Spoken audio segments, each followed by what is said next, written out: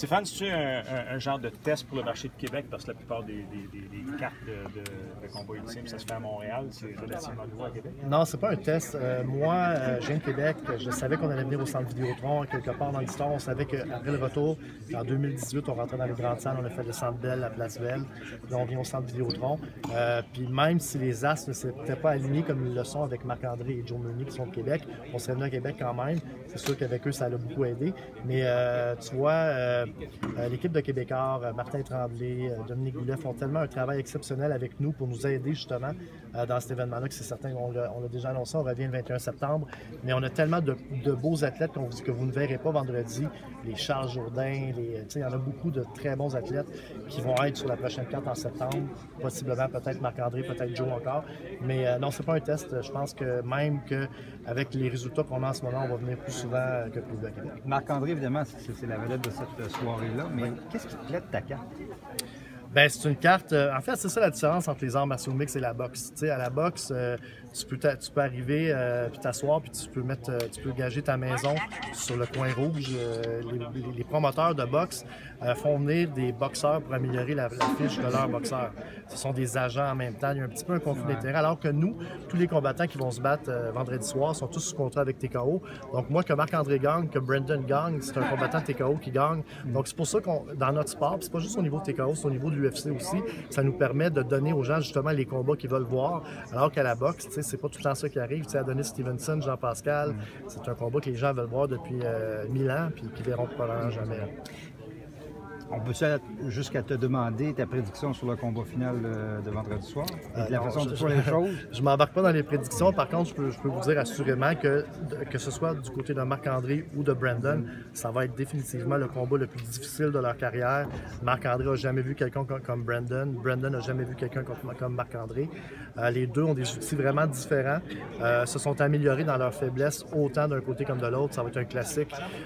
Comme j'ai dit tout à l'heure, c'est un combat que si ça avait lieu au Japon, je prendrais l'avion. Ça va être tout un combat. Pour toi, là, et je pense que tu l'as déjà dit, c'est les deux meilleurs poids moyens au monde à ne pas faire partie du UFC. Assurément. C'est les deux meilleurs. Ils sont classés là aussi, d'ailleurs. Il y a juste que les gens se posent la question, c'est-tu Marc-André, Brandon le meilleur? C'est ça qui est merveilleux. Vendredi, on va savoir. Le fait que UFC vient chercher des athlètes de TKO, des fois, comment tu dis avec ça? Ben, l'UFC, c'est mon partenaire en TKO. C'est notre partenaire dans tous nos événements. On est diffusé sur leur réseau en direct partout dans le monde. À l'époque, en 2006, 2007, 2008, j'ai fait une petite erreur. J'avais envoyé tous mes combattants au UFC en même temps. Georges Saint-Pierre, David Loiseau, Patrick Côté, Marc-Dominique, Sam Stout sont tous partis dans un vraiment court laps de temps. Heureusement, à l'époque, je me suis tourné vers Steve Bossé, qui a un petit peu sauvé la donne. On avait une autre vedette pour un petit peu se pousser. Mais quand j'ai décidé de relancer TKO avec le UFC, une des conditions qu'on s'est faites, c'est que plus jamais on va vider l'organisation comme ça. S'il y a un athlète ou deux qui sont intéressés, pas de problème, on comprend ça, mais on ne va jamais envoyer. Par exemple, si Marc-André gagne vendredi, qui s'en va à l'UFC, ça veut dire que pour les autres, ça va être un peu plus long. On parlait souvent de la crédibilité de la carte. Oui. Quand même 7 changements une semaine ou 2 semaines d'avis, c'est du stock. Ben, non, en une semaine ou deux d'avis, il y a eu 3 changements. Par contre, dans chacun des changements, puis ça, c'est pas des paroles de promoteur, je le dis vraiment avec honnêteté, c'est tous des remplaçants de grande qualité. Ménard d'Appella, pour moi, peut battre Gostinski n'importe quand.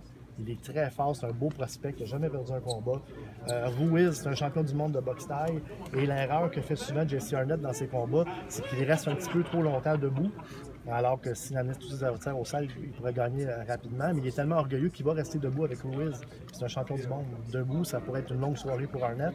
Donc, puis dans les autres combats, un petit peu plus tôt, on a eu un nouveau remplaçant pour Alex Morgan. Encore une fois, c'est un gars qui était au Contenders du UFC, un combattant qui est supérieur à l'adversaire que Alex devait affronter. Donc, tous nos changements, on n'a aucune situation où on se dit on met quelqu'un. Tu sais, on n'a pas de gros Mexicain qui va venir ici perdre. C'est tous des très bons combats. Je sais pas de quoi tu parles. non plus. À quelle sorte de foule tu t'attends, le nombre? On va avoir un rapport tout à l'heure. Je m'attends toujours à environ 5000 personnes. Ça va être un succès. On a toujours des très bonnes portes. Puis je pense que 5000, c'est un objectif réalisable. Stéphane, si on exclut tous les combattants qu'on a rencontrés ici aujourd'hui, c'est quoi ton combat coup de cœur que tu veux que les partisans ne doivent absolument pas manquer sur cette carte-là? Silvia Juskevich et Alyssa Crown, c'est deux filles qui sont, selon moi, élite mondiale. Ça va être tout un combat. Juskevich, elle s'est battue contre l'ancienne championne de l'UFC, Joanna. Elle a perdu par décision, mais ça a été un combat très, très serré. Elle est excellente, Silvia. Évidemment, j'ai vraiment hâte de voir les débuts de Jade Masson-Wong. Tantôt, quand je vous parlais que personne n'est ici avec des victoires garanties, Jade se bat contre quelqu'un qui l'a déjà battu. Donc, tu sais, si j'avais été un promoteur de boxe, elle se serait battu probablement avec une vendeuse de hot dog ici. Mais non, elle va se battre contre la fille qui l'a déjà battue. Aucun manque de respect pour les vendeuses de hot dog. Très bonne. Tirez les hot dogs.